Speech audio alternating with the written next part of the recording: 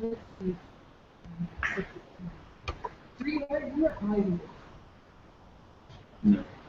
When what So my mentor at I guess the sport forecast, he was primarily my first slash coach.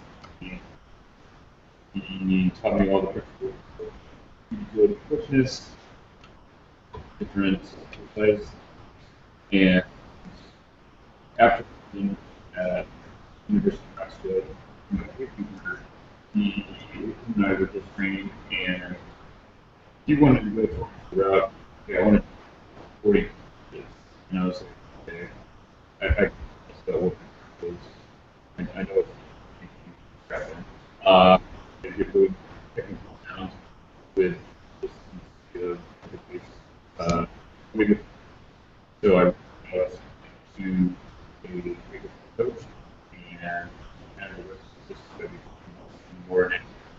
We did units in college, marketing, that we never did any of it. So that's how I got it.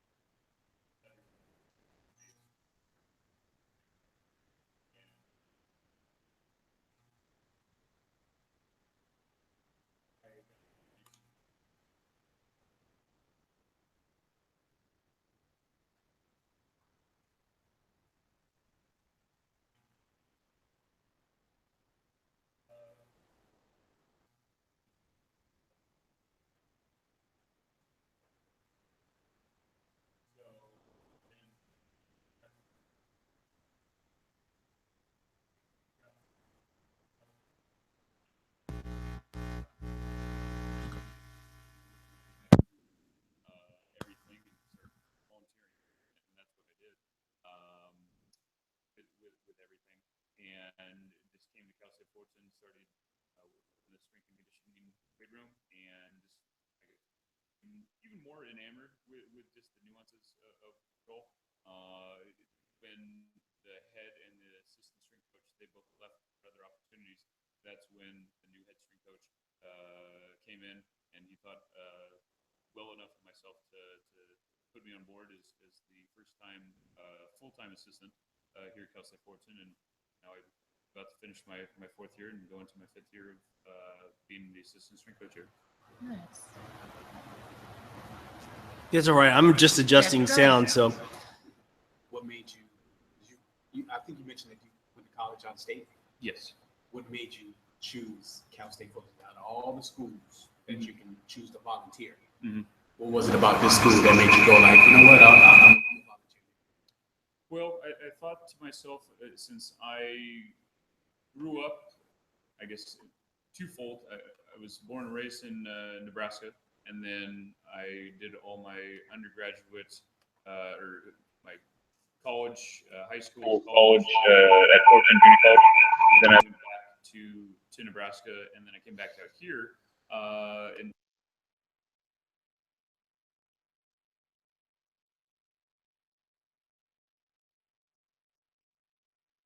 to offer.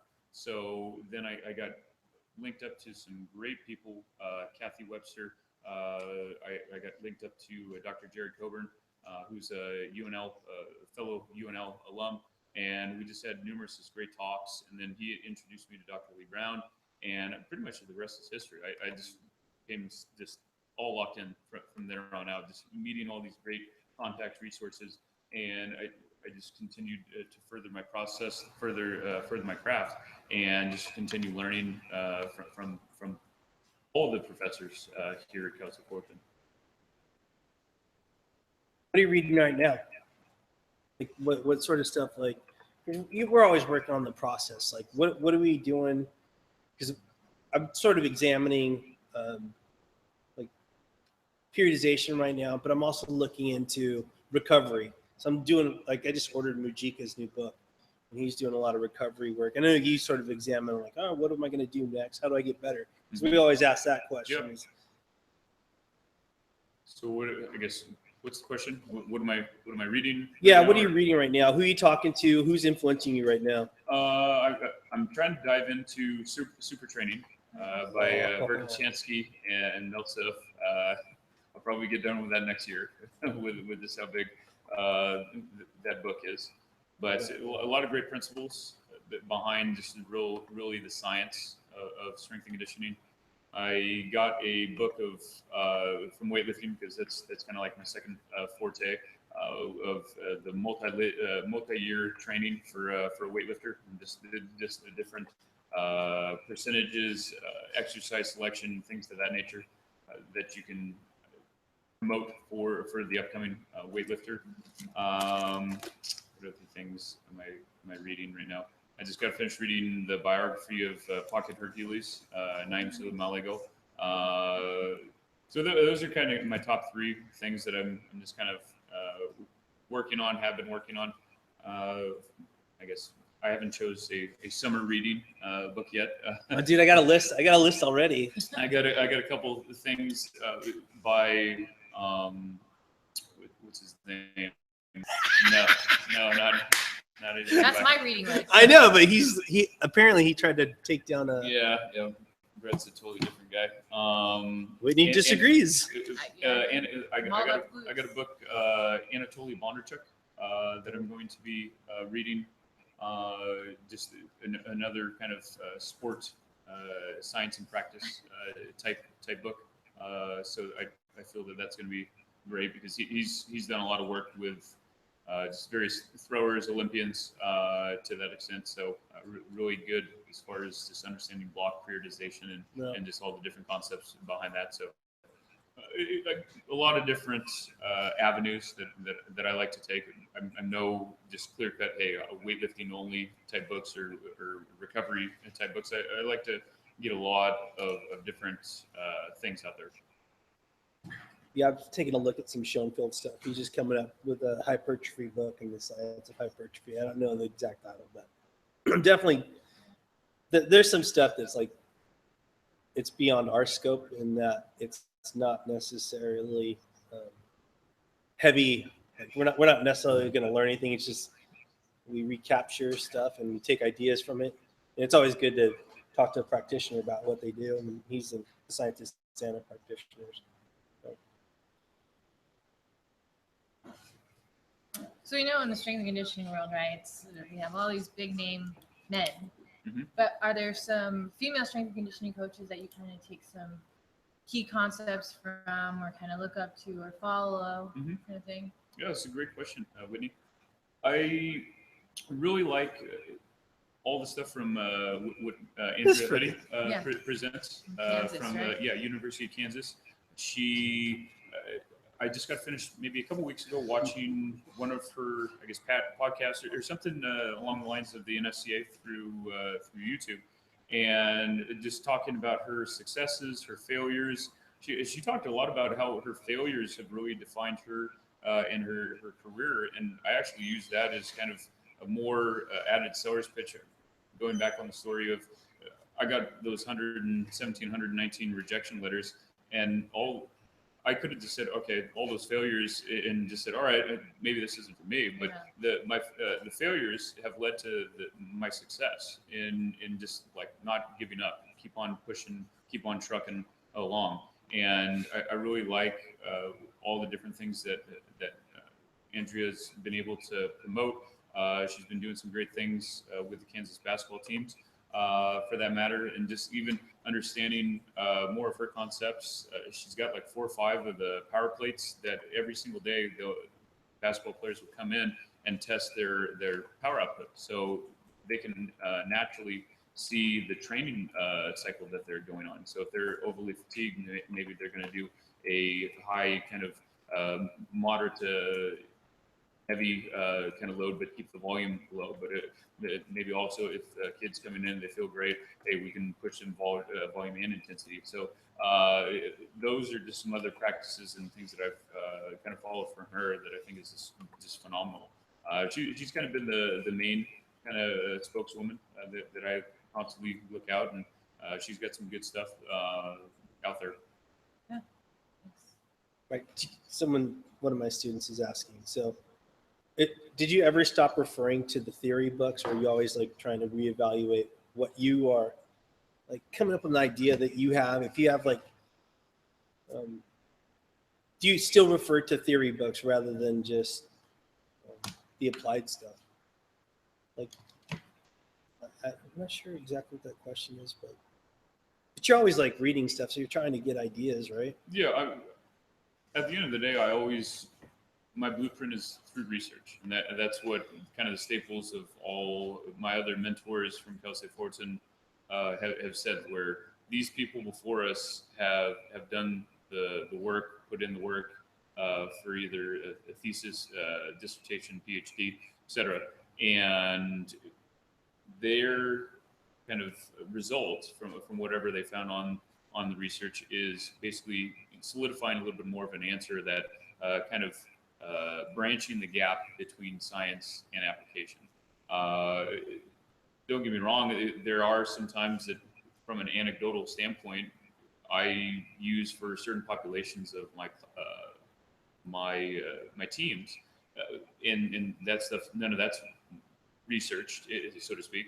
But I know that, say, my women's soccer team can't do, or just they get hesitant, or technique starts really breaking down at around 90 to 93%. So I know for some exercise movements not to necessarily push those limits. Or why would I think to stress something when the possibilities of injury could come into play?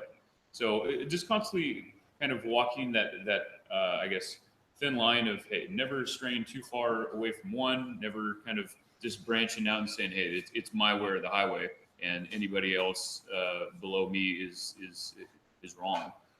So just kind of, once again, staying within those kind of parameters and just never faltering from it.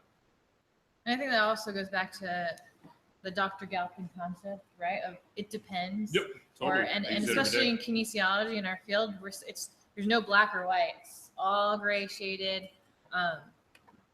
Kind of what you read in research or what you read in the books is kind of to your own interpretation, whether you want to take that advice or not, based off your own experiences, what you've learned. But I think one of the big things about Cal State Fullerton and the professors here is they've told us there's no right or wrong. You got to read what it's about, and see whether it's worth testing. And then, like you said, anecdotal evidence, what you've seen, what they tell you to do in books, maybe you can't really do on your athletes, because sometimes your athletes are just not as movement proficient as we would like. Yep, exactly.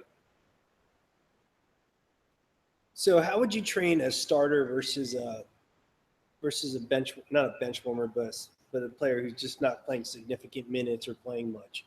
How would you train them differently, if at all? Well, usually what I do is I have kind of two different systems, and from there we'll use the example of my soccer teams. And I think it's unfair to just think that everybody should be in the same category, whether it be freshman transfer student or a returner on the team. So I kind of separate left side, right side of the weight room, and based off of that, I have an initial assessment or a trial period to where, hey, if an athlete can't substantially hold just various body weight positions, an overhead squat with a PVC pipe, do a pull-up, do a push-up, do a basic lunge progression in all the different planes, why should I even think about loading them externally with a load? That, to me, I feel is going to just be more of an injury than anything. Likewise, with my returners that have been in kind of my system for about 2-3 years, they have kind of gotten, for the most part, all the kinks out, and they know what I want, what I don't want. And for that matter, I have two different kind of programs or exercise selection for that matter, to where, say, I have my returners doing various Olympic-based movements, either from a above the knee or below the knee position. Likewise, my freshman transfer students, maybe you're taking the Olympic movement from the power position, or just working on kind of a pull for that matter. Just kind of, once again, re-ingrain just the movement dynamic of it. That's kind of just one example of how I'd separate my groupings. I have done in the past also to where I have a tier system for my track and field athletes, where it was based on 4 different color schemes. I had an orange, a blue, a yellow, and a pink group. And just once again, based on what I saw as far as movement efficiency and technical proficiency, I could kind of decipher between those 4 groups. And with that, the kid might, or the student athlete might say, well, why aren't I in this group? But if you can kind of just show them, well, hey, these are some things that I'm looking at. And most of the time the kid didn't even know, because I just put the color up on the top left of their sheet. But nobody should be technically doing the same exercises. Everybody should. That's how I kind of, once again, individualize the training protocol, is that, hey, certain people can move in certain ways, and if you see their levers and their biomechanics of it all, some people are meant to squat, some people aren't meant to squat. So you can kind of verse it in different shapes and facets, however you like, and it's up to the strength coach to kind of see that visually and not be just so hard pressed to say, well, hey, everybody has to back squat, and if you're not back squatting, then you're just wasting my time, and they kick you out. You need to have a lot of different methods to your madness. And I feel that with myself, I've been able to conceptually, in my toolbox, be able to find different avenues to still get the most out of the student athletes. So who do you reach out to when you don't have the answer? If it's not in the book anywhere. Mm-hmm. So do you tap into, what other resources do you tap into when you're? Well, it goes back to, I first and foremost, I'll reach out to Dr. Lee Brown, Dr. Annie Galpin, Dr. Jared Coburn, as far as more kind of like research-based material. As far as structurally, Dr. Brendan Murray, he's a chiropractor / he worked with the women's and men's weightlifting team for I don't know how long, but I mean he knows the body like nobody's business, and it's cool to see all the practical things that he sees from just not only a weightlifting standpoint, but just a movement efficiency standpoint. So all kind of he's a great resource for myself. Those are probably kind of my main support staff with things, as well as I try to reach out and read. If I don't know the question or know an answer, I try as best as I can to find that somewhere. And you still continuously go to different conferences throughout the year? Yeah, I try. It's a little bit more of trying, just because we only have one head strength coach, Yeah. an assistant, and then Anyone one else? graduate assistant.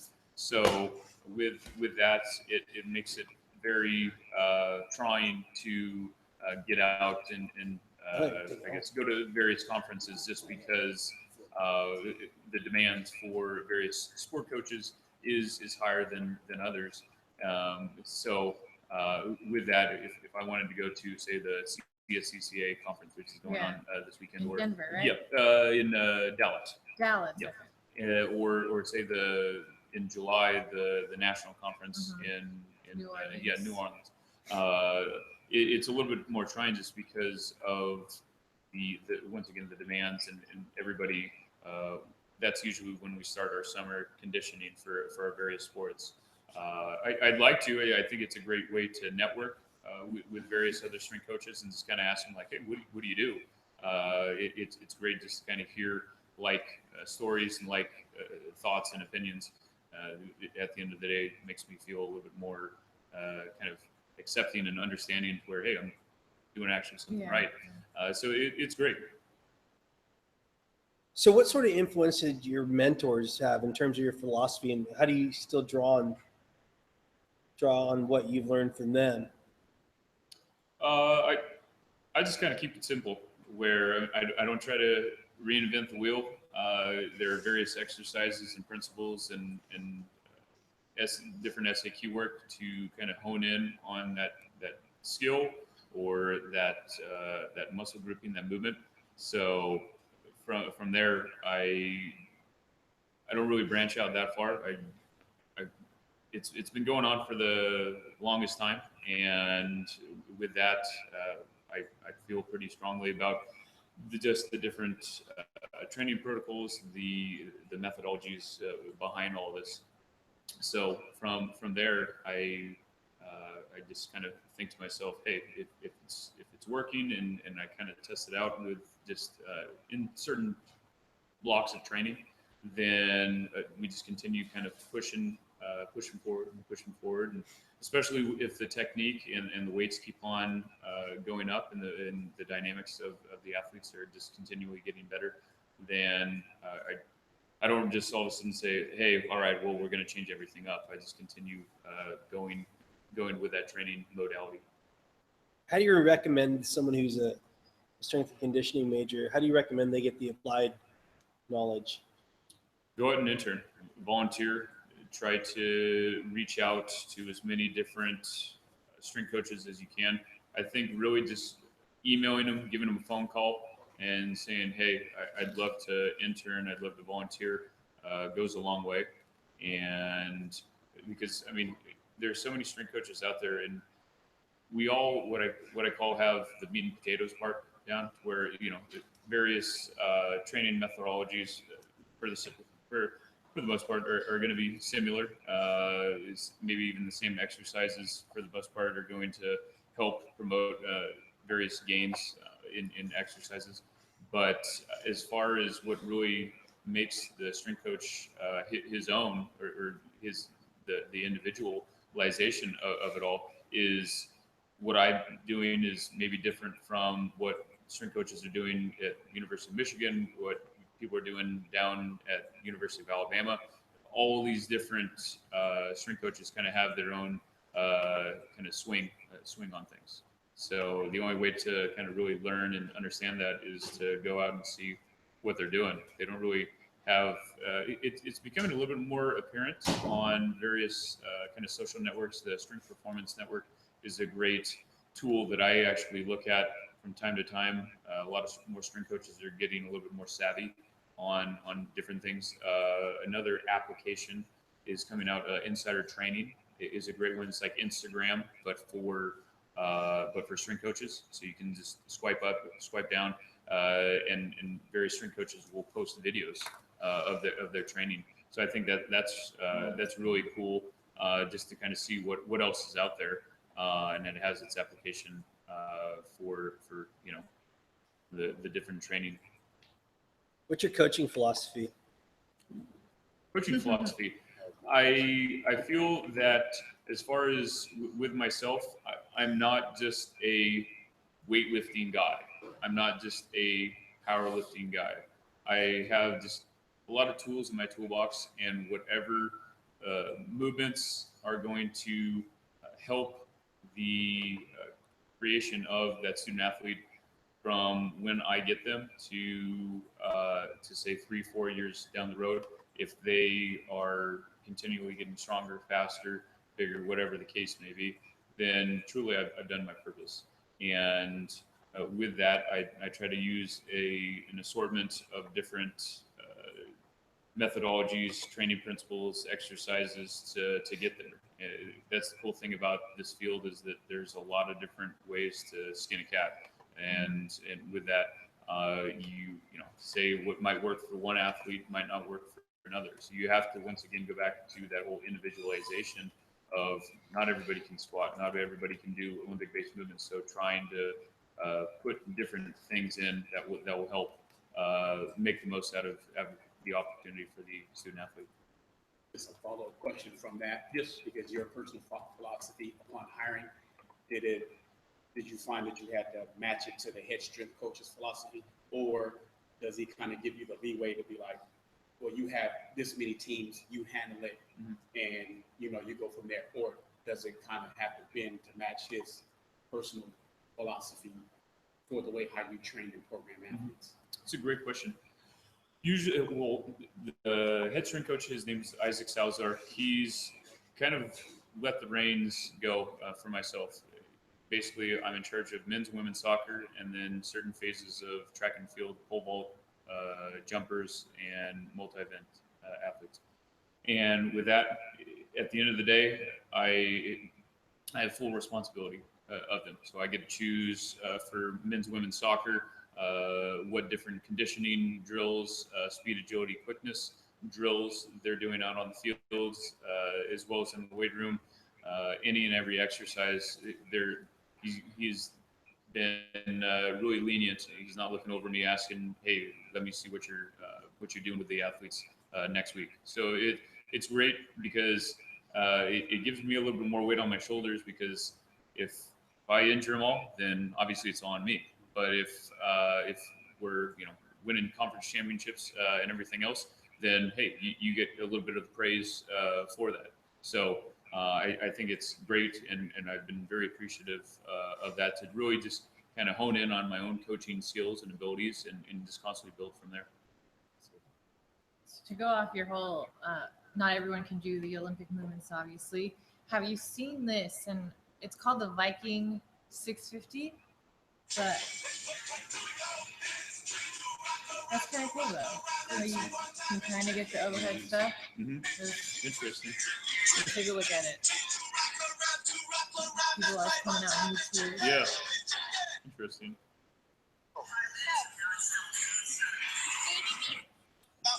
But yeah, I mean, mostly kind of the end all be all. If an athlete, say, I'll give you an example, my jumpers and my multi-event athletes are very well versed in just all the different Olympic movements, whether it be snatches, cleans, jerks, etc. And also on top of that, various plyometric training. Likewise, my men's, women's soccer players, I have a lot of different derivatives, or partials, whatever you want to call them, to where, hey, maybe they'll go just a hang power clean from the power position, or they'll go a hang power clean or hang power snatch from above the knee. And we're still continually trying to work on different areas, and once, say, mobility, strength kind of get a little bit better, yeah, maybe we'll go down to the floor, or utilize more kind of block technique work, or even say going overhead. But once again, not all the athletes are going to perform those movements, and once again, you have to be smarter, and then just kind of say like, well, everybody's going to do this. And plus, I mean, med ball training, like ballistic training, plyometric training, that can have just as much carryover as the Olympic-based movements. It is beneficial. The research is back that. Even more so, like kettlebell training has backed just different movement dynamics as well. So once again, there's a lot of different ways to kind of train an athlete. you ever injured anybody? Thankfully, I've as from the time I've been here, we've been very limited on injuries and everything. So I can personally say that not in the weight room I have had any anybody go down per se. And that's just once again a testament to the kids buying into just all the different facets of what we're trying to promote within the weight room, and just helping them try to succeed in whatever sport that they're playing. Have you ever directed anyone just towards weightlifting because they're absolutely crushing it in the weight room and maybe their career's coming to an end? I've hinted to a couple student athletes because obviously their athletic potential is better than say just a general population individual, and kind of saying like, hey, you good at this, and why don't you try it out? So yeah, I've led a couple kids to say like, hey, you're not going to go professional in whatever sport that you're doing. Try to maybe try weightlifting for a month or so, see if you like it, and go from there. So when a player comes back or anything, do you sort of give them direction, or are they sort of on their own, or what sort of like if former athletes come back and want to train with you? Yeah, usually the former athletes, they'll just hop in on whatever training that that the team is doing for that day. I haven't had, I guess, any specialized training for any teams, so to speak. But yeah, usually the kids are really receptive, and the great thing is that when they graduate and they come back, for the most part, they always say, hey, it was always a pleasure, and you really helped kind of mold myself into kind of who they are today, and really just make them ready for what's out there in this big world called life. So it's great to really show these people it's not all crystal clear, and you're gonna have good days, you're gonna have bad days, and just kind of make the most of your time here at Cal State Fullerton. It's cool because I'm getting a lot of questions from my students. So have you ever like sort of unwillingly or unbeknownst to you until like, I guess, have you ever directed anyone into strength and conditioning? Someone who was maybe a business major, philosophy major, or something like that, and they're just like, you know what, I dig this. I like what the coach is doing for me. I want to help someone else out. I think that I've helped kind of guide or show some people, whether through shadowing for the day or maybe even interning, that they're it's not all kind of smiles. There's 10 to 12 hour days. The pay is very limited as far as like the tiers of everything, and unless you're Scott Cochran or Chris Doyle that are making 6-7 figures. But I mean that's the top 1 to 2% of strength coaches around there. Freaking 1%, bro. Yeah, but yeah, I mean I try to just be open-minded and just really give as many tools as I can give to aspiring strength and conditioning professionals that want to actually get into it. Do you ever turn it off? Like, do you ever just like, you know what, I got to be away from this for a weekend or two?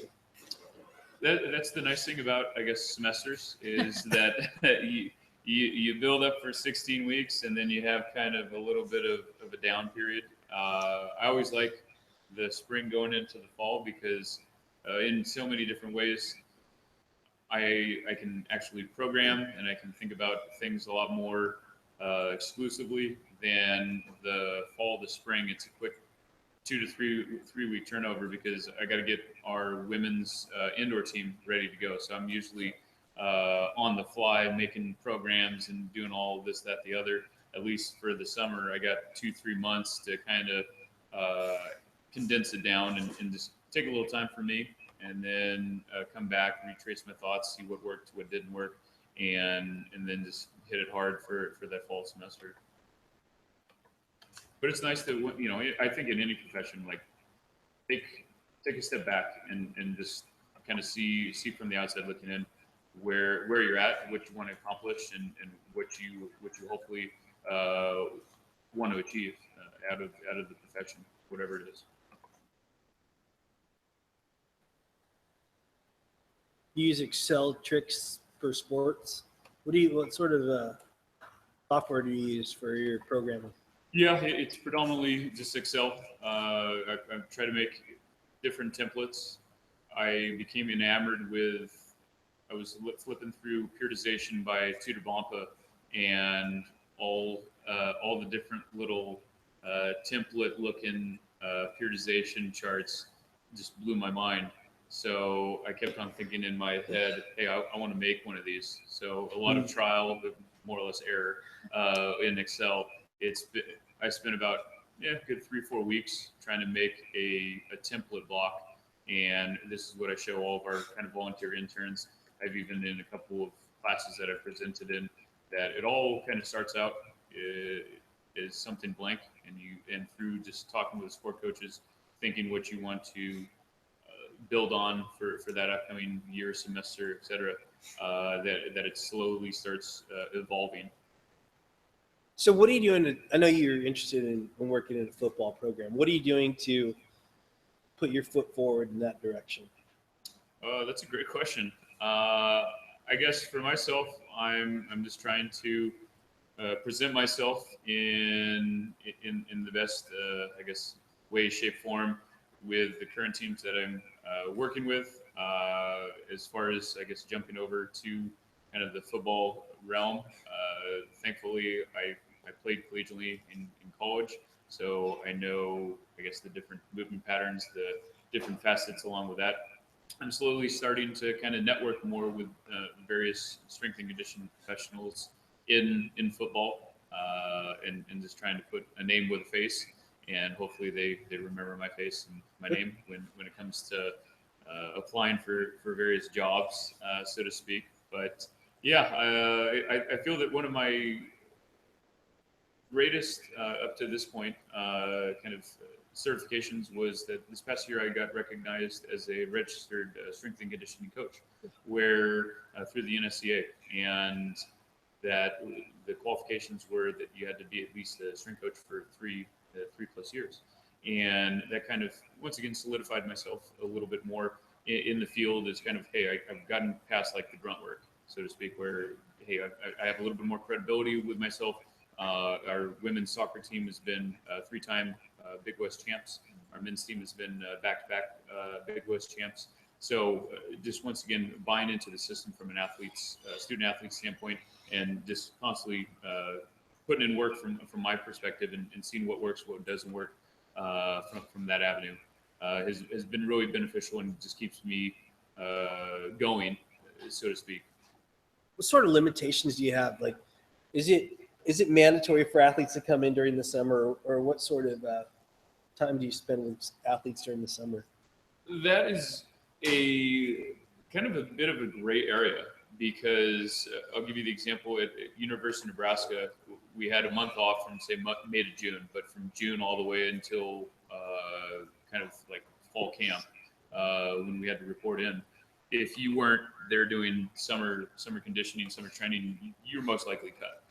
So it was voluntary but mandatory. That was the big joke where, hey, if you're not there, you're probably not going to be playing. And it's a totally different dynamic here, where I always send out summer packets to all of our various teams that I'm in charge of. I always say that accountability is the key. Yeah, but I'll get anywhere from maybe 5-10 kids on each team respectively. But say if there's 30 kids on a team, that's probably not the good percentage that you're looking at. Yeah. And once again, that's kind of where the whole buy-in system and what you want to ultimately accomplish out of the system. What a great opportunity for hands-on work. Yeah, I mean, if you think that all of a sudden, hey, snap my fingers, I'm going to come in to camp and I'm going to be in shape, and I haven't done anything since May, you probably got another thing coming. And I guess that's for me the most trying, because how can you even periodize a program to where, hey, I sent you a summer packet that was anywhere from 10 to 12 weeks long, and then most of the teams say is out of shape. Well, okay, the stuff that I was initially planning for, say, fall camp all the way up through the rest of the season, kind of, you have to take a step back, and that's where it becomes a lot of kind of work on the fly, see what works as far as from a player development standpoint. How's their rate of perceived exertion as far as going through the training? All these different other variables start coming into play. So when the coach still says like, hey, most of these guys didn't come in during the summer, I still want them fit. You kind of just have to smile and say, oh, okay, all right, I'm going to try to do the best I can. And it's a different dynamic for each sport team. But that's kind of some of the limitations that I personally have to deal with some of the teams that I work with.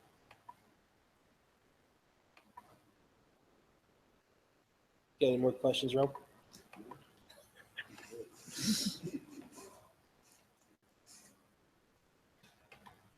It's just been you guys. It's like I'm not even on the screen. Sort of awesome. Oh, really? Well, because we only Well, have on the our one screen, mic, it's so like what you. it does is it defaults Yeah. him, you, him, like whoever's speaking. But since we're in the same spot, the one microphone, I just clicked on you guys because your heads are less shiny. And I have a question for you, Albert. all right, man, what's up?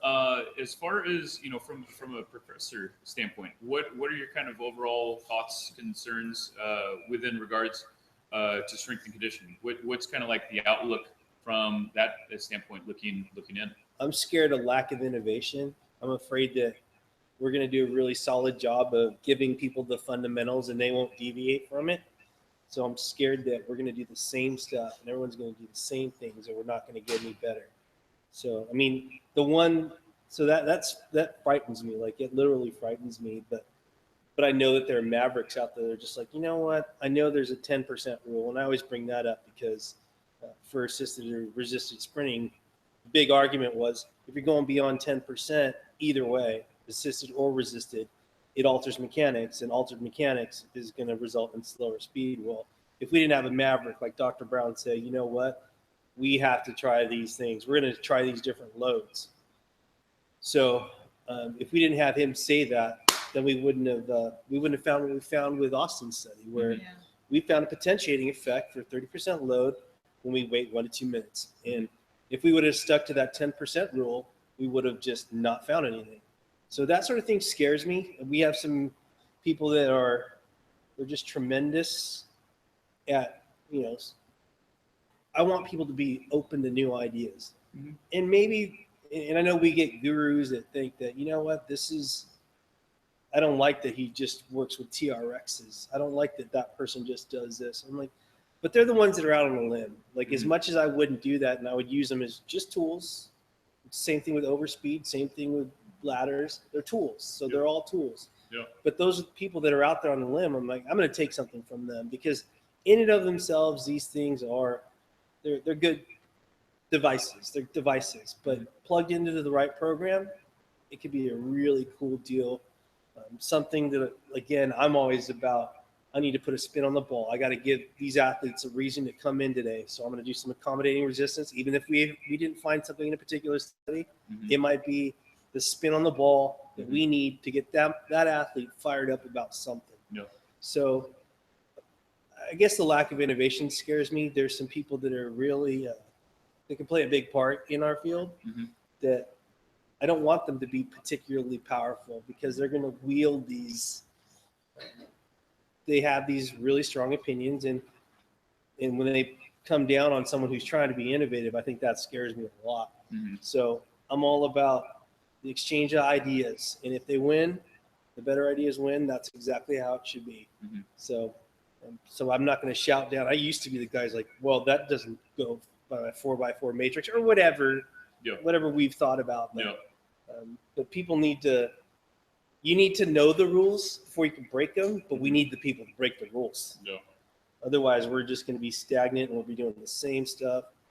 But that's what I sort of like about here, because some people give you ideas because they don't know what the fuck they're talking about. I'm like, oh my gosh, I haven't thought about that before. And I'm like, the rationale is all fucked up. The reason they come up with ideas, that doesn't make any sense. But what they came up with is awesome. I'm like, I could plug that in. So I think about that, and I think I'm all about advancements. I'll read any book. I'm like you. I can't get enough. I'm going to read it voraciously, even if it's, man, at least it's a good reminder of what I should know. Yeah. I should know that my baseline stuff. Maybe I get a paragraph out of it. I'll take from that. But the learning, the constantly learning part, we need to be challenged. We need to challenge, and that's why I love being here, because a lot of bright minds here, and you're going to galvanize your ideas. And I tell my students when we're here, I'm like, a couple of things may happen here. You're going to galvanize your ideas, or you're going to check what you freaking thought before, what was right, and you're going to reevaluate. And these are all good things. And I like to be challenged. I was telling my class today about someone wanted to take a swing at me because he wanted to do max out Fridays, like every Friday. And I'm like, well, that's 30. I figured out the math is like 36 training days that you're going to take out of my program. I'm like, I can work with my 36 training days, and my kids will wreck yours because you've just plucked those training days out of your program. So, it was a heated, animated discussion. It wasn't an argument, at least from my perspective. I didn't realize how heated it was till he told me he wanted to take a swing at me. But I'm like, I'm going to defend my athletes. I'm that guy who's going to be like, you know what? That guy's sort of an asshole, but I can learn from him, and I'll take from that guy. And I'll ask him. I've never been timid about asking for help. And I'm like you in that regard. I'm not going to be like, you know what? I want to ask him, and I know he's super knowledgeable, but my pride gets in the way. I'm shameless when it comes to that stuff. I'm going to help my athletes. I've asked everybody I've asked for help has helped me, and it's a blessing. And that's what if I were to give my students or athletes any advice, I'm like, the worst they can say is no, and you're right back where you started. And it's the same thing we do with like dating advice. If you really care about somebody, go out, take that down the limb. I don't know how true that is for me, but you ask, and more, like I would say 100% of the time, anytime I've asked a coach for help, you included, they help me. So if I make any suggestion, whatever, to kids, is go out there, and hopefully you'll have a mentor like I've had, like Dr. Brown, and I don't know if you know him, Rick Hagedorn, that say, I've done these things. That didn't work for me, but give it a shot.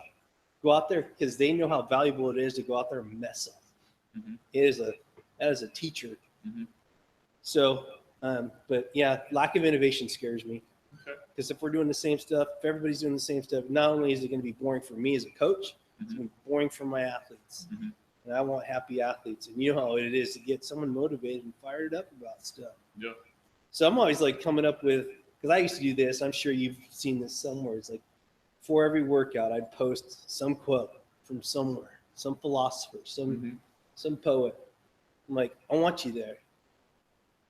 So I would find some way to tie that into whatever, hard work or pride, or try to bring them in. So from my perspective it's an intellectual exercise. Intellectual exercise for me, it was, how do I get them fired up today? How do I compel them to show up every day? And how do I get better every day because I'm not able to do it if I don't have an athlete to work with, because it's a craft. We work on it every day. It's a craft. So I want to be a master craftsman. So I'm reading what everybody else is reading. I know the rules, and I know how to break the rules, because we don't always have like, what's that? It escapes me. Damn it. We don't always have like not needs analysis, position statements. Like if we're waiting around for position statements, we're going to accomplish nothing. Everybody else is better than me at that point. So if I'm taking out there, going out on a limb, that's what I want to do. And I might look stupid sometimes, but again, I'm like you. I'm like, I can make that correction early. I can figure out how I'm making a mistake. Man, you got me all fired up. He said he was going to get me. All right, man. What do you got, Will? With yourself, do you see, or have you heard any about, I guess, upcoming strength and conditioning coaches that you're like, oh, hey, like, I think they have a good, good idea with things, or that's going to be, a good person to kind of follow, say, in 5-10 years, for for yourself? Honestly, I'm telling you, I'm excited about. There are people we haven't heard of that I'm fired up about. I haven't heard about any of them. Mhm. I just got introduced to Coach Chandler this year, and I didn't understand what I was missing by not knowing that guy. Yeah. Because he's not going to be where he's at for much longer. There's no way. He's just too good. Mhm. But like it becomes pretty evident. The guys that seem lucky, Mhm. and that's what you got to look after, is those guys that they're so consistently lucky. Mhm. They're just, these kids are just, they're so lucky that the kids are getting so big and fast and powerful. Mhm. I'm like, there's a point where it is just like, it just happens like all the time. These kids are wrecking everybody else's kids. So I would just keep an eye on that. There's going to be some young football coach who's going to bring in some like go-getter strength coach. So I would look into that. So I would look, I mean, I couldn't tell you, I can't call a name out or anything like that, but I can tell you that it's going to be some guy who had a terrible football program who brought in some guy, and they're just going to ruin other kids just because they're doing everything right.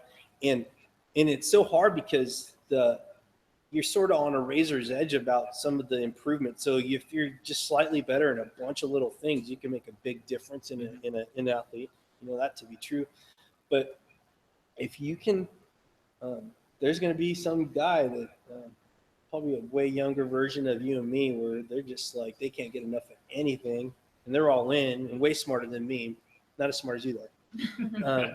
There's going to be some kid who's just going to be way freaking hungry, doesn't care much about anything, but he's all about strength and conditioning, and he wants to be the best. Maybe he's got more focus than me for sure. But yeah, I'm excited to learn about. There's going to be some guy who's just going to give a Herculean effort, like in the weight room, outside of the weight room, and he's going to be connected. He's going to know the right people. He's going to ask the right questions, and he's going to learn from his mistakes, because that's the one thing when I was younger, I was putting way too much volume on my poor kids. Mhm. I just remember that. I had all the exercises. We talked about this. I had this encyclopedic knowledge, and I was going to plug in those exercises. Yeah. But yeah, I did not. I definitely trimmed everything down and tried to take the most core exercises, and I don't mean like your abs or anything. Less is more. Yeah, exactly. So it's just like, again, I always relate it to English and writing, because it used to be my minor. But we would talk about, just like a good painting, you don't need more lines than you need. You take out the stuff that you don't need. So. Cool. Is that all you got for me, bud? That's all I got for you. All right, man. We can wrap this up if you want. I really appreciate, man, all the time you put into this stuff. Thank you for continuing to have me on. Yeah, this is a real one. We had like 20 viewers. Yeah, this is great. Yeah, man. Let's cue off. So that's our third version of Second Shift with Will. Yeah. Thanks, buddy. Yep. Thank you, Albert. Thanks, Whitney. Good stuff, bud.